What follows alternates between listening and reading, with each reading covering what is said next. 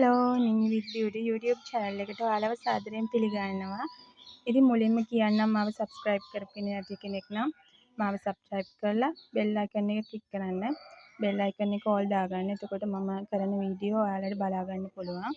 හරි අපි වීඩියෝ එකට යමු. අද මම ගෙනාවේ කරපිංචා තේ හදාගන්න විදිහ. ඉතින් මම මේ එක්කෙනෙකුට වගේ සෑහෙන ප්‍රමාණයක් කරපිංචා ගත්තේ. මම මේ වගේ ටිකක් දාලා තමයි කරපිංචා තේ එක හදාගන්නේ අද. බලමු කරපිංචා වලින් ලැබෙන ප්‍රතිලාභ මොනවාද කියලා. කරපිංචා තේ එක බිව්වහම ඇත්තටම අපිට සමට හොඳයි. එතකොට කොලෙස්ටරෝල් අඩු කරනවා. හෘද රෝග වලට හොඳයි. අපිට අද කාලේ තියෙන ලොකුම ප්‍රශ්නේ අනේ බඩ එන එක. ඉතින් බඩ අඩු වෙන්න කරපිංචා පානය ගොඩක් ඉවහල් වෙනවා.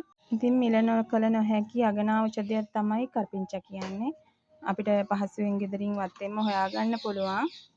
ඉතින් මේ තියෙන්නේ මං කරපිංචා වලින් හදාගත්ත තේ එක. ඉතින් හරි ලස්සන පාටට තියෙනවා. ඒ වගේම ගොඩක් ගුණදායකයි. ඉතින් මේ කරපිංචා තේ එක බීලා ඔයාලට හම්බුනේ රිසල්ට් එක මට කියන්න. එහෙනම් අපි ආයෙත් දවසක වීඩියෝ එකකින් හම්බ වෙමු. ඔයාලා පරිස්සමින් ඉන්න. බයි.